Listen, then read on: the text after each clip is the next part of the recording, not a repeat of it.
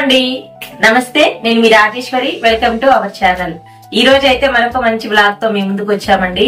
తన అక్క ఆల్రెడీ మీకు పరిచయం చేశాను. లాస్ట్ వీడియోలో తను గుత్తి వంకాయ కారం చేసింది కదా, సో ఆ వీడియోని అయితే చాలా మంది చూసారండి. Thank you so much. ఇప్పుడు కూడా మరొక మంచి వంటకంతో మీ ముందుకైతే అక్కను తీసుకొచ్చానండి. సో అక్క, ఒకసారి హాయ్ చెప్పు. హాయ్. ఈరోజు ఏం చేస్తున్నావు? సొరకాయ సాంబార్. ఓకే, చూసారు కదా. ఈ రోజు వీడియోలో అయితే అక్క సొరకాయతో సాంబార్ చేస్తుందండి. చాలా టేస్టీగా ఈజీ ప్రాసెస్ లో చేయబోతుంది. అక్క, స్టార్ట్ చేద్దామా? చేద్దాం. ఒక పప్పు కుక్కర్లోకి 1 కప్పు దాకా 1 గంట సేపు నానబెట్టినటువంటి కందిపప్పుని యాడ్ చేసుకోవాలి. ఆ తర్వాత 1 కప్పు కందిపప్పుకి 1.5 కప్పు దాకా వాటర్ వేసుకోవాలి. నెక్స్ట్ ఇందులోకి కొంచెం పసుపు వేసుకొని పప్పునైతే శుభ్రంగా కడుక్కున్నాం. ఇప్పుడు గ్యాస్ మీద పెట్టుకోవాలి.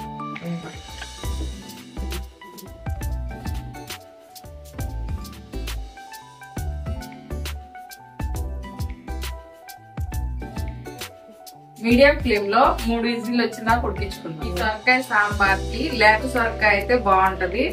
ఎలా చేయాలో చేసి చూపిస్తాను. ఫస్ట్ అయితే సొరకాయకి తొక్కు తీసుకున్నామండి.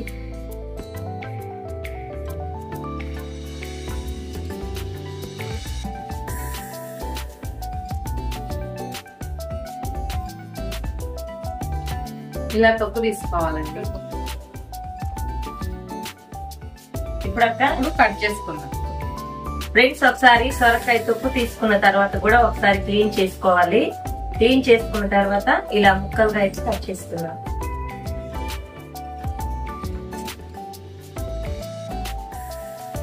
సొరకాయ చూడండి ఎంత లేతుందో.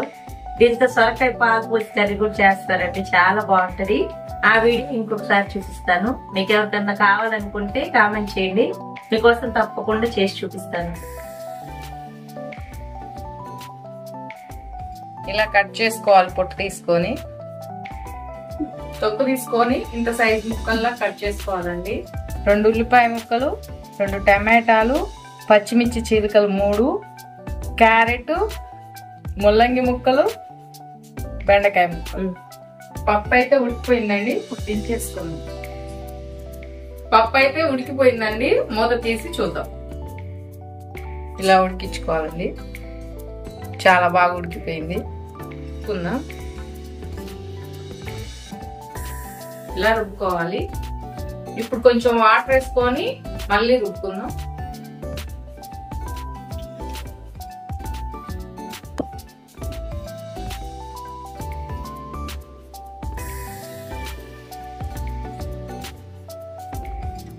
చూడండి, పప్పునైతే రుబ్బేసుకున్నాం. పెద్ద నిమ్మకాయ సైజ్ అంత చింతపండు అయితే సరిపోద్ది. ఇప్పుడు నానేసుకున్నామండి.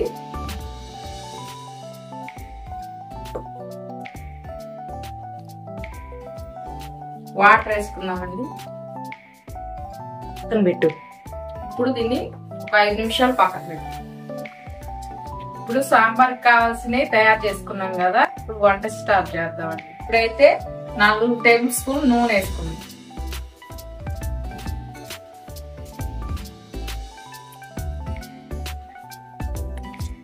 ఎండుమిరపకాయ చించేసుకుందాం.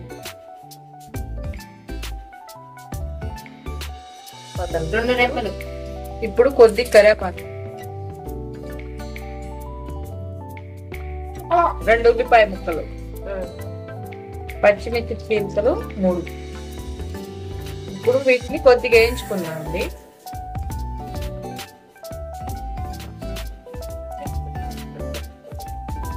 కొంచెం అయితే ఏగాయి టమాటా ముక్కలు వేసుకున్నాం.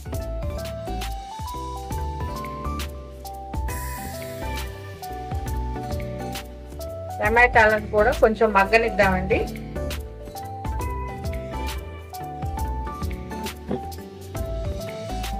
టమాటాలు అయితే మగ్గాయండి. ఇప్పుడు కూరగాయ ముక్కలు వేసుకుందామండి.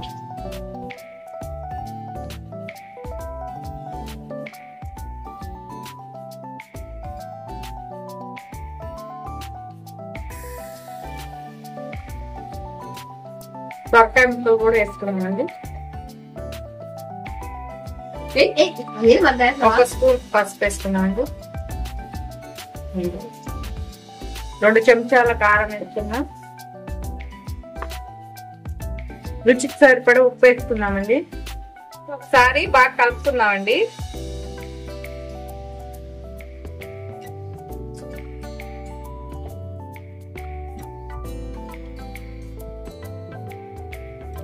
ఇది బాగా మగ్గనిద్దామండి.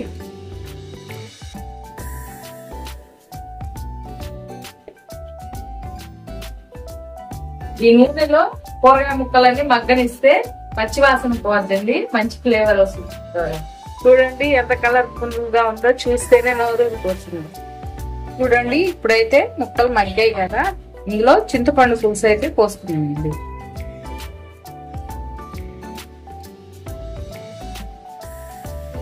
బాగా కలుపుకున్న తర్వాత ఇందులో పోసుకున్నాం.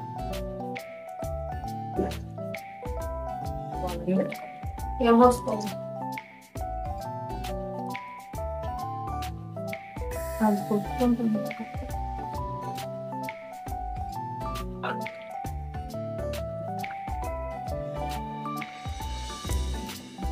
చింతపండు పులుసు పోసుకున్న తర్వాత ముక్కలు మునిగేదాకా వాటర్ వేసుకున్నామండి.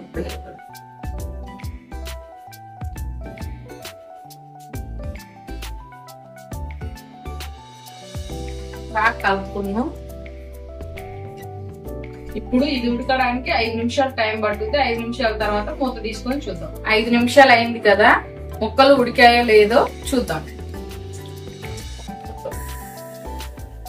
చూడండి చక్కగా ఉడికాయి.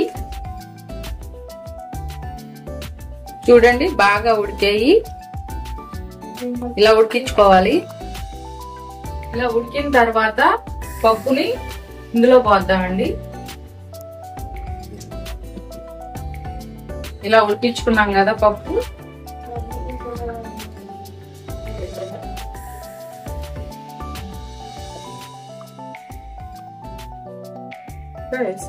ఇప్పుడు మళ్ళీ ఒకసారి కలుపుకుందాం.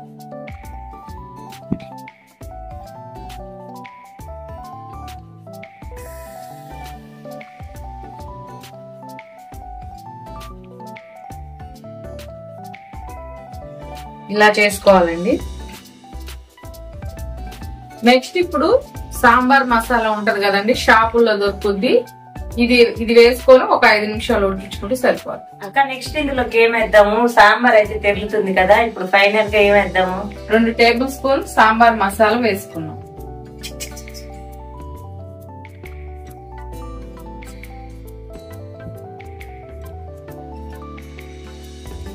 సాంబార్ బాగా చిక్కబడింది అక్క, మంచి కన్సిస్టెన్సీ వచ్చింది.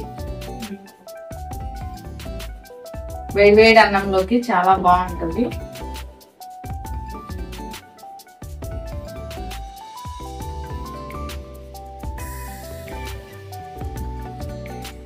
సాంబార్ అయితే మంచి గుమగుమలాడే స్మెల్ వస్తుందండి. టేస్ట్ ఎలా ఉందో చూడండి. సాంబార్ అయితే రెడీ అయిపోయింది. టేస్ట్ చేసి చూద్దాం. రాజీ టేస్ట్ చూద్దురా. వాసన కూడా చాలా బాగా వస్తుంది అక్క. నాకు సొరకాయ ముక్కలు.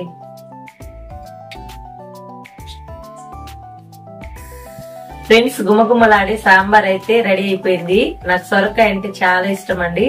అందులో మా అక్క చేసే సాంబార్ చాలా బాగుంటుంది. సో ఇప్పుడు నేను టేస్ట్ చేసి చెప్తాను ఎలా ఉందో.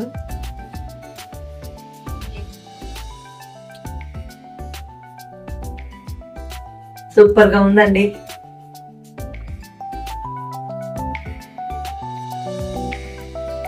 ముక్కలు కూడా చాలా బాగా ఉడికాయి అక్క, చాలా బాగుంది. సో మరి ఫ్రెండ్స్, చూసారు కదా సొరకాయ సాంబార్ ని ఎలా తయారు చేసుకోవాలో. ఈ సాంబార్ అయితే కాలిపోతుందండి. కొంచెం చల్లని తర్వాత నేనైతే ఫుల్ గా ఎంజాయ్ చేస్తాను. సో మీరు కూడా ఇంట్లో ఒకసారి తయారు చేసుకొని ఎలా ఉందో నాకు కామెంట్ చేయండి. Bye bye.